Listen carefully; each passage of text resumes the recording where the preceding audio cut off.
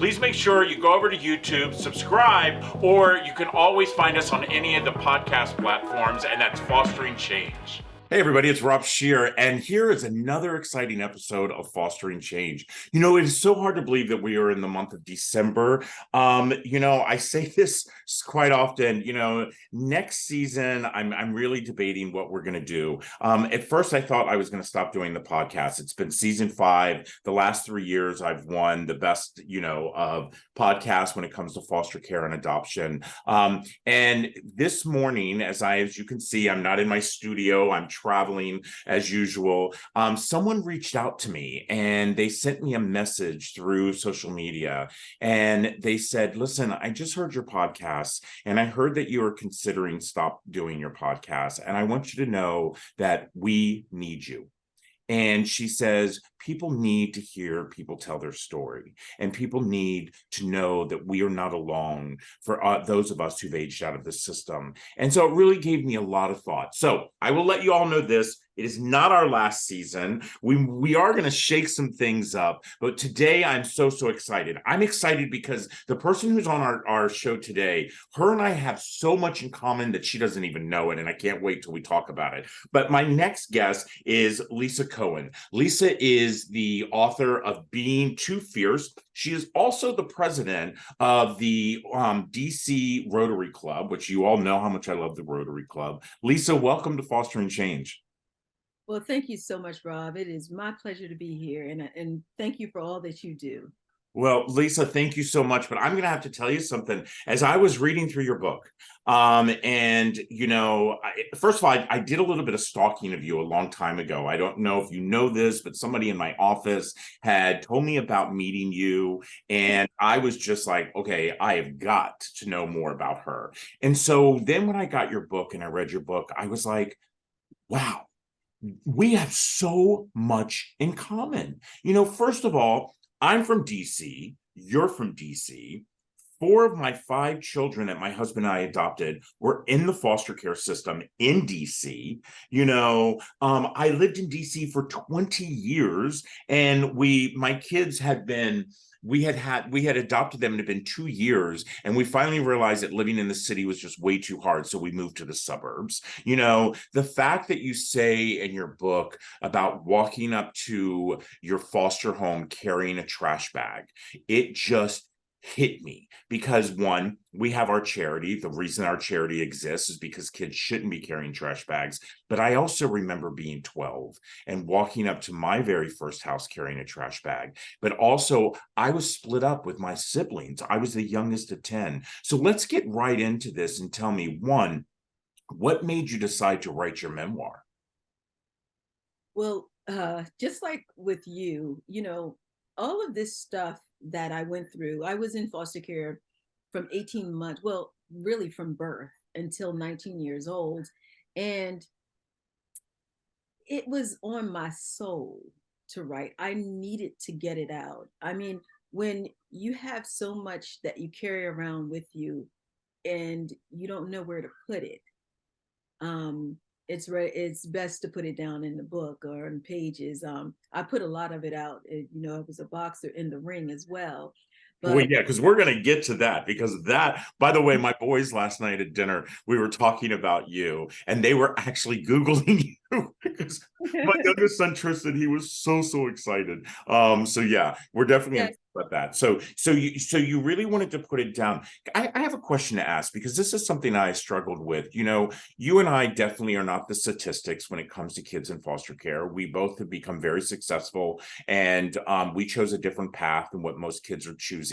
Um, for me, it was up until, I want to say, about 11 years ago, that I still kept it very quiet that I grew up in the system, that I had aged out of the system, that I was homeless because of the system. And those were all things that I didn't want people to know. But what I did was, at one moment, I remember looking at my children and thinking, how could I raise them to be genuine people if they're embarrassed about where they came from?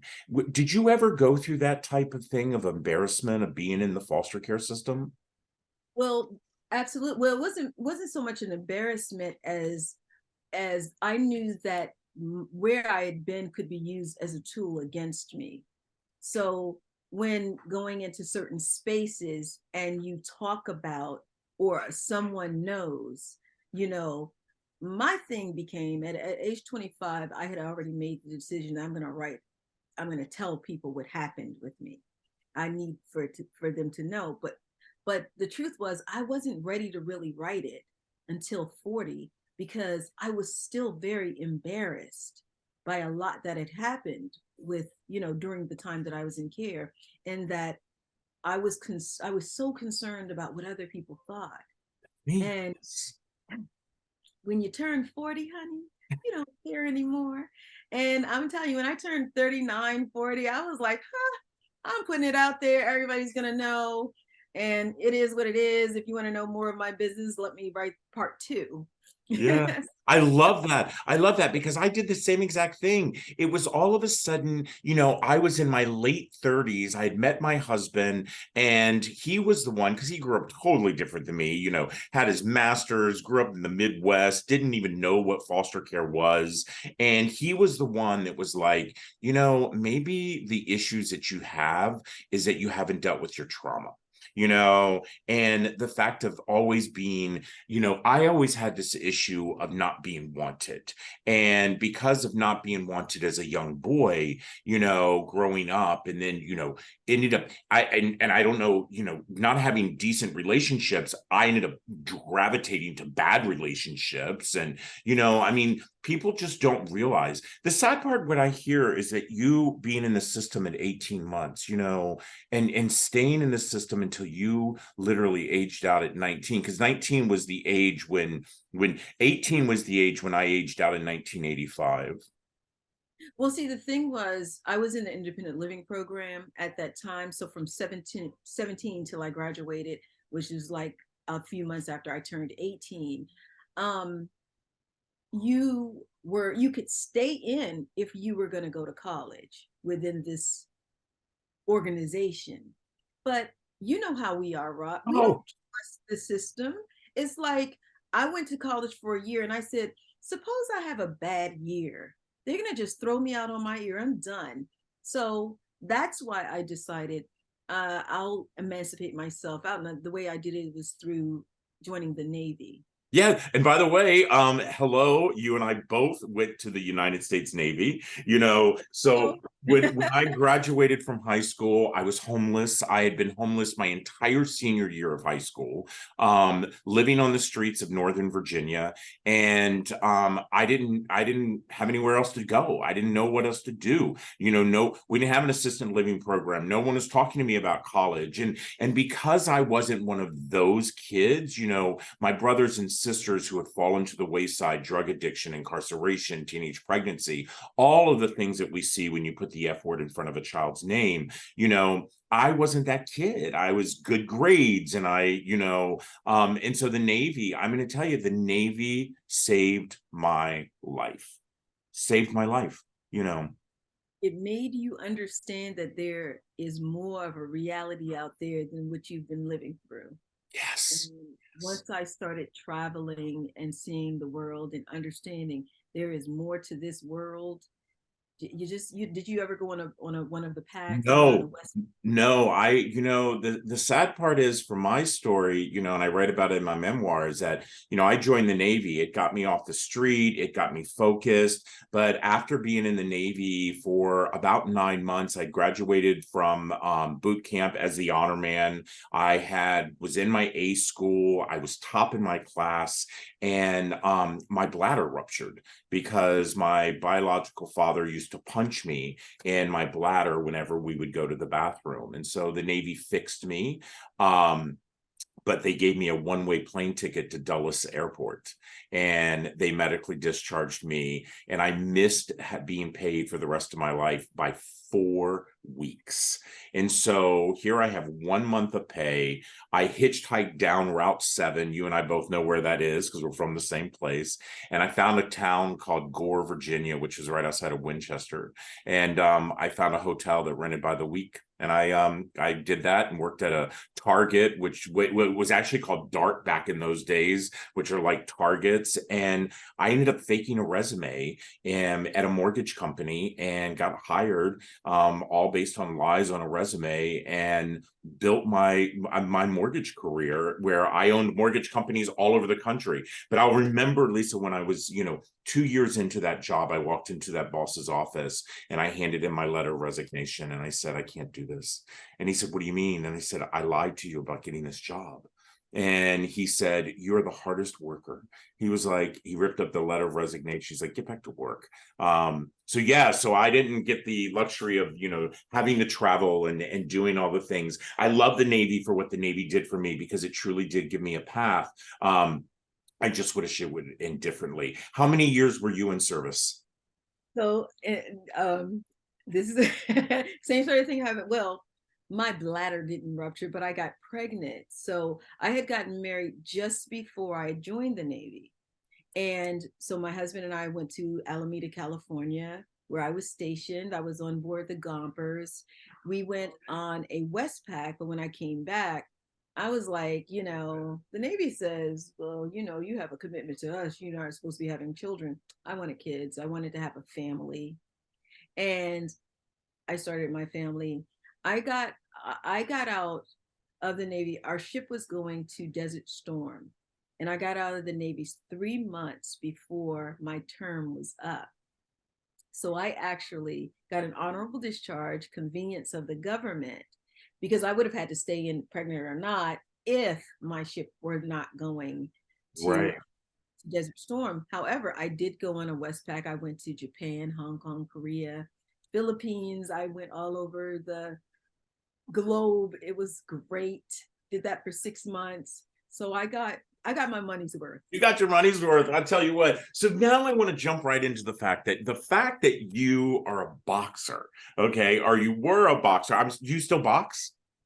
I train people now on and off. I do a little something, but I don't do it for prize. Right, right. So what got you into boxing? It was in my gut. Like, since I was a little girl, like, first of all, I used sports as an outlet. I hated going home. I moved 13 different times, but I hated going home to these foster homes. I hated being in the house. And I used sports. I hated running track, but I did it. I didn't care if I had to run cross country. I was going to join somebody's team so I wouldn't have to go straight home. And so I actually loved sports all my life. And I loved watching Muhammad Ali, Joe Frazier, Sugar Ray Leonard, all of them. My brothers, my biological brothers, were big boxing fans. And I was a Muhammad Ali addict. And when I realized that women could box in 1996, I saw two women boxing on television on a Don King undercard. And it was the first ever televised women's bout between Bethany Payne and the coal miner's daughter. What was her name? Oh, God. She was everything. She was it. Christy Martin, the coal miner's daughter. That's what they called her. And I said, that's what I'm supposed to do. And it was right when my children had turned school age. So they were in school, and now I needed to reinvent myself on what I was doing. So Wow. And you held a title. Yes, I won the IFBA junior featherweight title in 2002. And I had literally given myself, I was 28 years old when I turned pro. So I had given myself literally 5 years. I said, if I don't do it in 5 years, which I am, all I got to do is keep training. All I got to do is stay focused. And I'm going to give it, and I got a title shot and on May the 15th, 2002. and I won the title by ninth round knockout.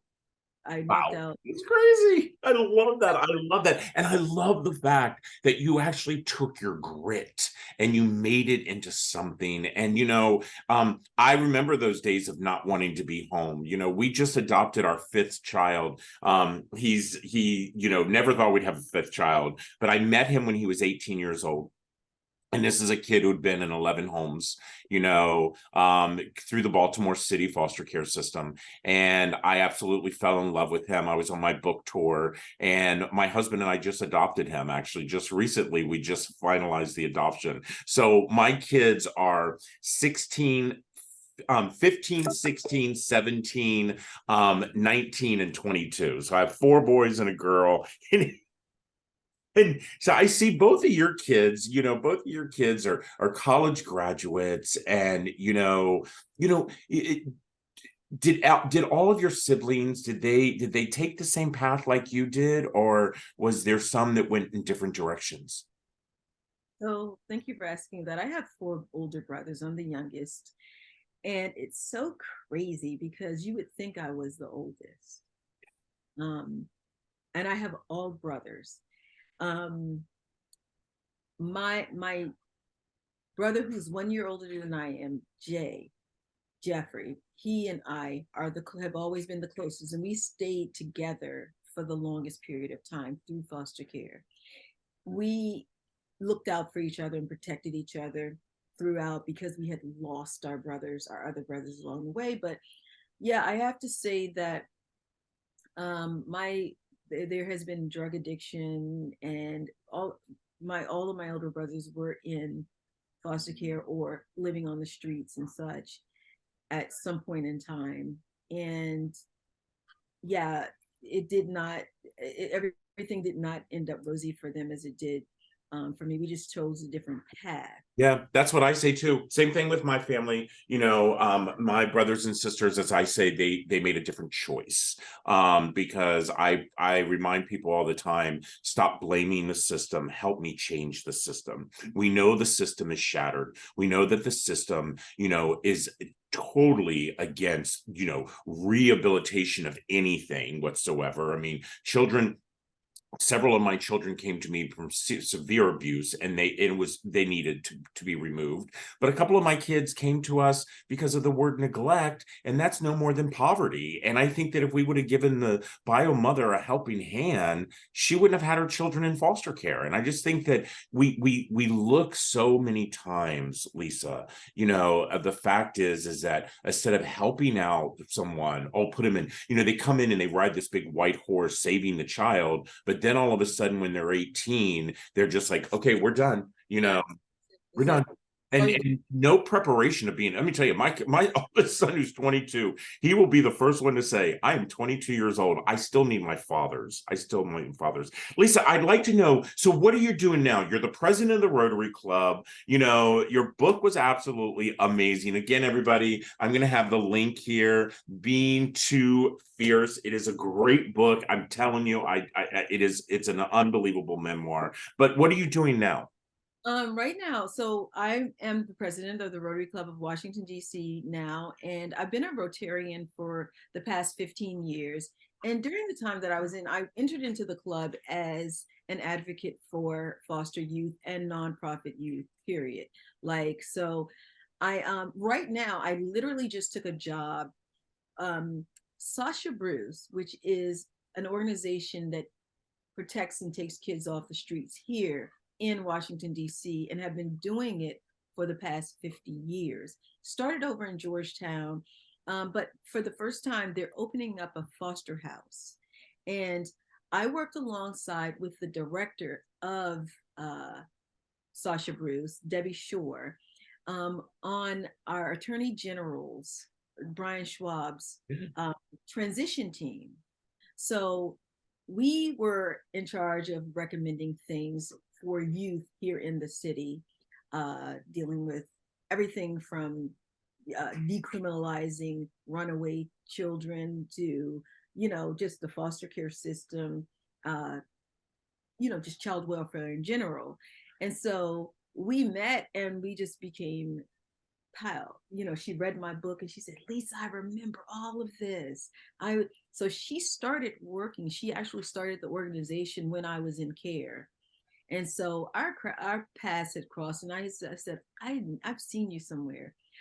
So I work for Sasha Bruce, and I'm actually working as the behavioral clinician for 6 foster youth. Now, the wonderful thing about the foster house is called Allen House or Grace House in Sasha Bruce, is that there are foster youth from 16 to 23, I'm sorry, to 21, who no longer, they're difficult to place. Right. And we all know that, every foster youth comes with trauma. Yes. And some of our trauma is more severe than others. And we don't criminalize the fact that that trauma is so severe that I can't go to school. I can't go, or I can't do this, because right, for them, they can't do it. So we create an environment and the services for those youth. And we can take no more than 6. No one gets turned away. And they get to stay there until they're out. I love it. I love it. I'm going to tell you something. I want to have you and your executive director back on my show. I would love for people to hear more about this. I think that, I'm a true component of making sure that, things are lifted up so they can truly, make it better for tomorrow. And so I'm serious. I'm going to get my producer on this because I think we need to highlight this. And I also want to make sure that, you guys have comfort cases that are there at the home, because when kids enter there, one of the things with our charity is we do birth up to the age of 21. So these kids will be able to get a case. It'll have all the hygiene stuff they need, new pajamas, books, all of that. And so, listen, I am first of all, I want you to come to our National Center in Rockville, Maryland. I'd love to give you a tour. You're not far away, and we need to grab lunch and we need to catch up. And I just want to say thank you. Thank you so much, because you truly are a light that children who are aging out of foster care need to see, because I do believe that we do not have enough role models, and we see the negative and we need to see the positive. So, as I end this show, Lisa, the one question I have to ask you, if there was one thing you could change within our foster care system, what would that be? Whoa, that is a very loaded question, but it is the best question ever. If I could change one thing that would need to be addressed, and to decriminalize the foster youth in foster care. When a child goes into school or into any space, and it is found out that they are a foster child, don't automatically put them into a box and decide that they are bad people, because they're not. They're traumatized. And it's the thing that's my biggest issue. I need for us, because it's still me too. Right. And me. Right. I need for us to be decriminalized. The first thing that people hear when they hear, oh, you were a foster child, it's like, what did you do wrong to get That's exactly what I say.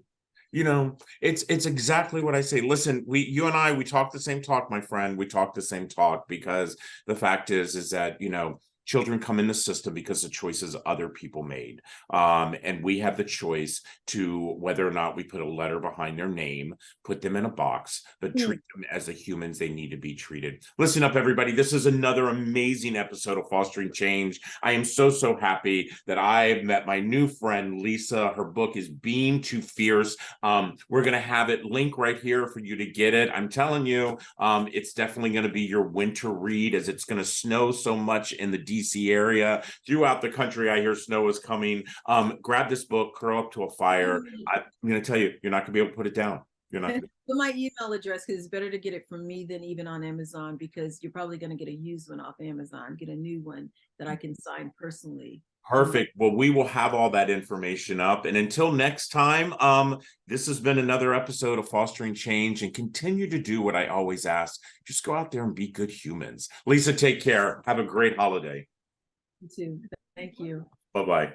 Hey everybody, it's Rob Scheer, the founder of Comfort Cases, and thanks for tuning in to Fostering Change. You can actually watch a couple of episodes right here